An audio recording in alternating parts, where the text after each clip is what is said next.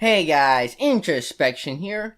Now, I've noticed that quite a few of us are sort of collapsing under the weight of our own studies. And that's partially because, there's a lot to study, but also partially because we're not informed as to which methods do and don't work.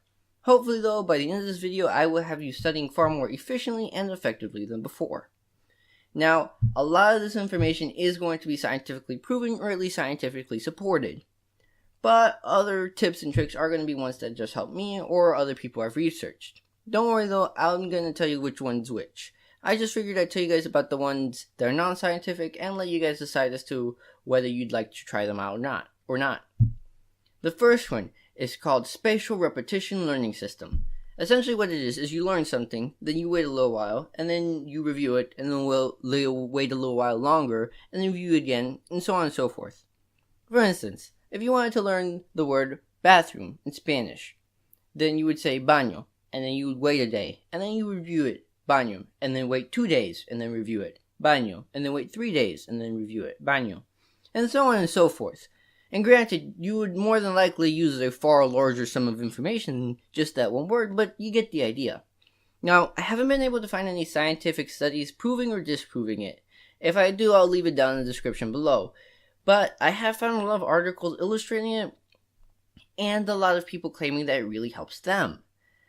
And logically speaking, it does make a lot of sense to me, because you are learning it, not overwhelming your brain, and then reinforcing it when you're about to forget it. Next, classical music. This one is scientifically proven. Just listen to classical music while you're studying. Now, I don't use this one since I'm not the biggest fan of classical music in all honesty. What I do is I will use non-lyrical music, which is music without lyrics. And that works phenomenally for me. Better than just pure silence or listening to classical music. And definitely better than listening to music with lyrics. Whether you choose classical complete silence or just music with no lyrics, chances are music with lyrics is going to be your worst enemy. But again, this one's on a case-by-case basis, so you're going to have to try them all out and see which one works best for you. Next, do not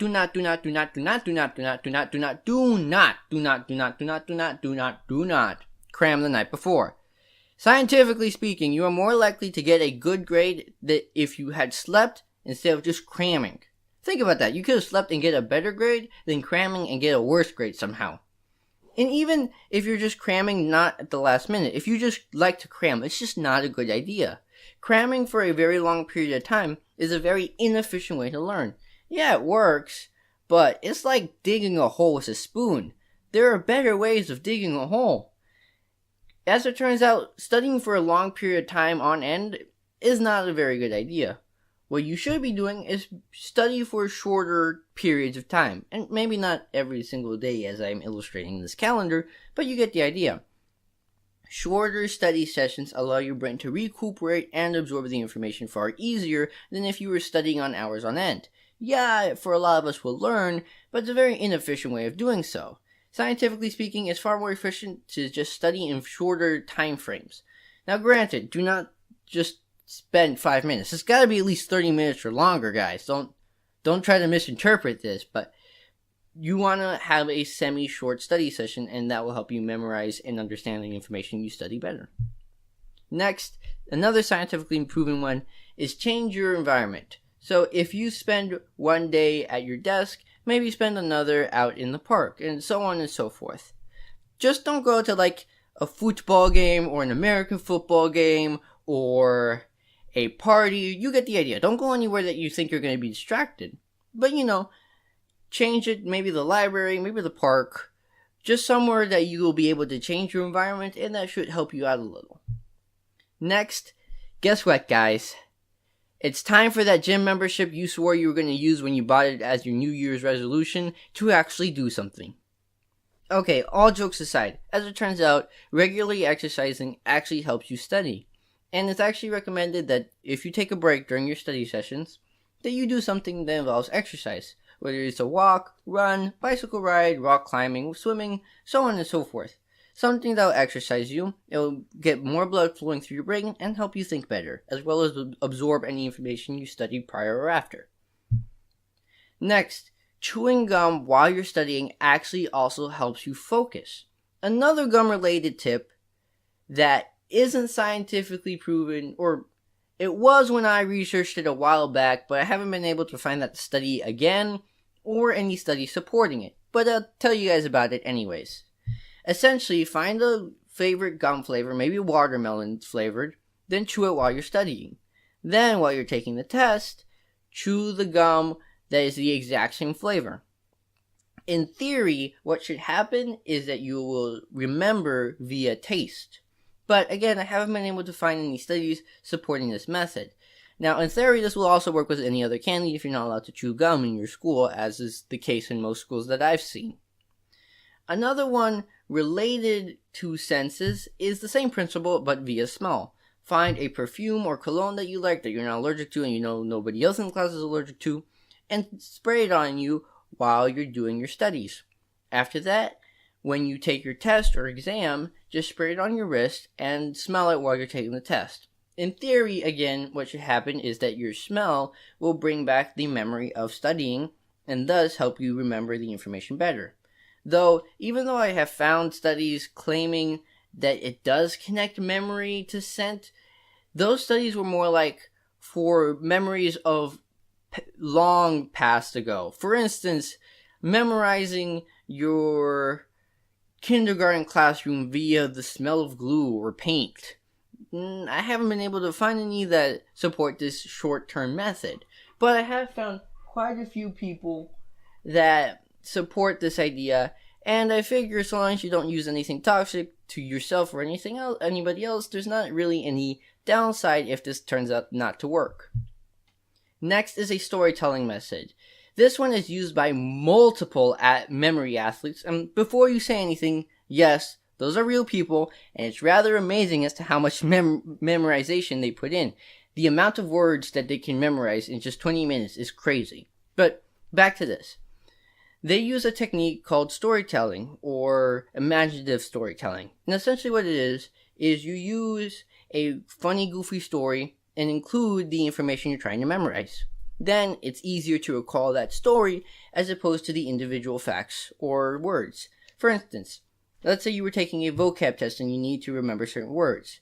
I could say something like, I was crabbed that my Asni computer had crashed at 11:59 p.m. and my essay was due at 12 o'clock, and I am fraught in an attempt to try to get a better grade.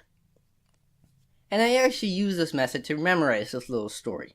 Now, admittedly, this is not one I particularly use, but considering that memory athletes use it, and there's quite a bit of scientific suggesting saying that memory athletes' techniques can be applied to an average person, I think for a lot of us it's worth a shot. Next is testing. First, testing, or rather taking practice tests, actually helps you memorize as opposed to just reviewing the information over and over, as your brain organizes it as if you were going to take the test, and it helps you isolate exactly which pieces of information you don't know. Now, another piece of taking a test that I learned via accident is when I was studying for something of science with my mother. She continued to quiz me over and over and over until finally I started to get a few of the questions. But after 15 minutes and me only having half the questions, she somehow memorized all of them and knew all of the information before I even knew half of it.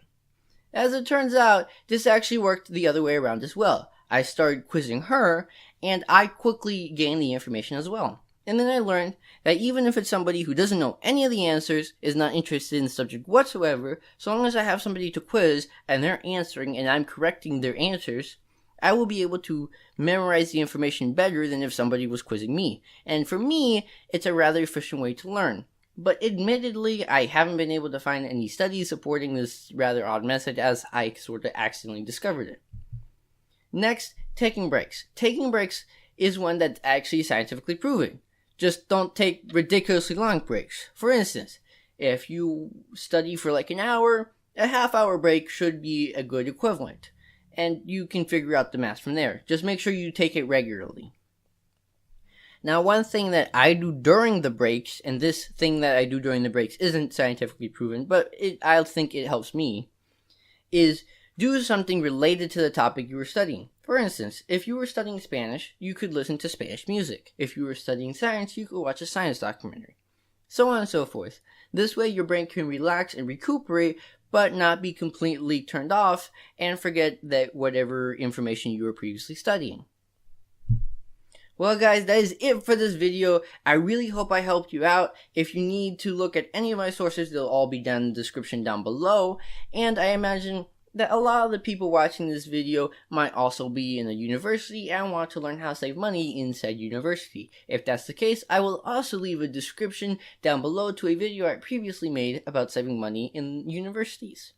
Other than that, if you guys have any methods as to how to better study, learn, or memorize things that I did not include in this video, go ahead and leave it in the comment section down below. Or if you just want to tell me how great of a job I did.